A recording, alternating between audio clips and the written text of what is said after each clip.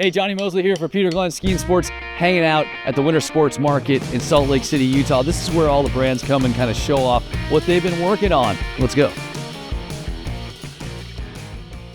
Hey, Johnny Mosley here for Peter Glenn Ski and Sports, hanging out with my friend Val in the Atomic booth at Winter Sports Market. We're sort of like getting a look at all the new equipment, new technology in skis and goggles, helmets, all of it. But I love being here because Atomic obviously makes some great stuff, especially this bench settler line. I mean, it pretty much like sells itself, right? This is a ski that has been dominant in that space for what, 5-6 years or something? Yeah, quite some time. I know it's expanded in the last couple of years, but yeah. And first with the, we'll talk about the 100. And obviously what's been great about the ski is it does it all, right? It's stiff enough, you can carve, but it's really playful, right? I mean, and you can sort of like ride backwards. It promotes airtime, promotes tricks, but there's some slight changes. You guys say you made a couple changes too? Yeah. So the main thing when redeveloping the ski was really not to mess it up. Yeah, exactly. Because it's done so well. It's hit globally number one. So we really wanted to make a little tweaks here and there. So what we did is we're trying to make more sustainable skis. Oh, okay. So we have a little eco-friendlier construction in our new bends, the technologies that are new, and added a little more tail rocker. Yeah, I mean, because this is an all-wood ski, essentially. It's almost like a throwback to like the construction of the bygone, the era that I kind of grew up in, where the skis got that sort of like, feedback. In a good way, but because there's no like metal layup in these things or anything, right? It's just all wood. Nope, it's all wood. And and then you said you put a little more rise in the tail. A little more rise in the tail, and we also updated the Horizon Tech. So that's the Horizon Tip. Which is like essentially.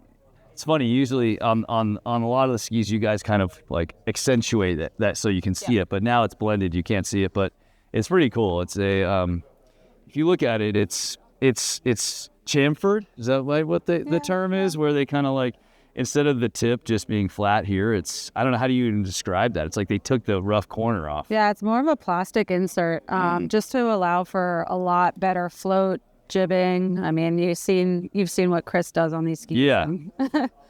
I mean, all you have to do is watch Chris Bencheller, and you go, oh, I want those skis. Yeah. Can I do that on those skis? What's your style? Are you a skier? Ski racer. Ski racer. Okay. So I don't do those things.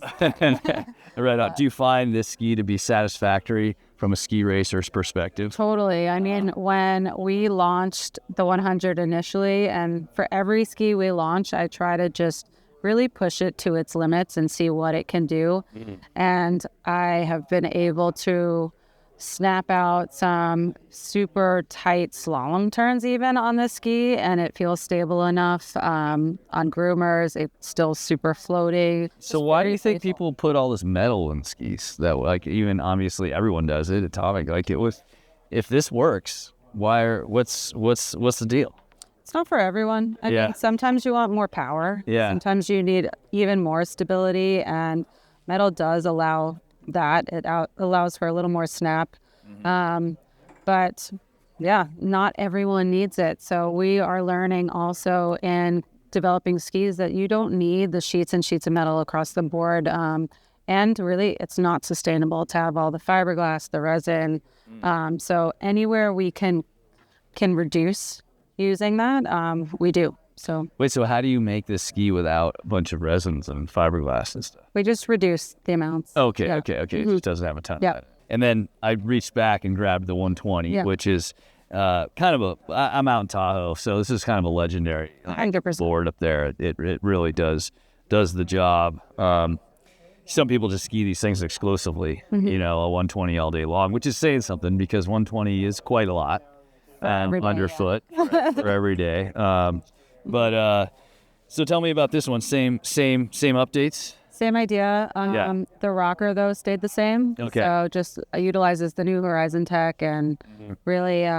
when you say new Horizon Tech, Does it have a different shape, or is that the rubber insert? It's a different shape than what it was in the past. I see. I see. It's just got a little more. And how did that come about? Was Chris like, I think we can do better on that, or why did the shape change? Because it's essentially the ability to pearl snow and get it out of the way and not have it hook and stuff like that. It's been a mixture. Chris has been using a lot of feedback from our athletes, so it's just been tweaks here and there, and how can we do things better and better, and you can see how skinny it is. It's very cool. I mean, the tip, and I didn't actually realize how hollow it was in the front here. Yeah, it's a little more square, a little more hollow. I'm assuming that cuts down on weight too. For sure. Which is nice. If you take a look at our backland, because it does utilize that too, you'll see the differences as we move forward for Horizon. Sure. And then you said you did a little more early rise in the tail. Not for the 120. Not for the 120. Yeah, just for the 100. Okay. Yep. And why was I forget in the 100, what was the early, who instigated the more early rise? It wasn't Slorvy enough or something? Remember? I don't know exactly who instigated it, so to speak, but we noticed by tweaking that slightly, it was able to bring even more people onto the ski, so all different skier types. Okay. So really, it's making it a better ski for an aggressive skier, as well as your more intermediate or even kind of beginner jumping into intermediate skier. So it's something to move up on, and it definitely allows it to be a lot more playful. Beautiful. Thank you, Val. I'm just excited to try it and see if I can notice the small little tweaks. Yeah, I think sorry to interrupt you. I think you will. But sorry to interrupt you. But, great to meet you. Thank you for giving us the rundown on the new Atomic Ben Shetler series, the Bent 100 and the Bent 120. Johnny Mosley here for Peter Glenn Ski and Sports. Get the gear before you go. Have a great winter.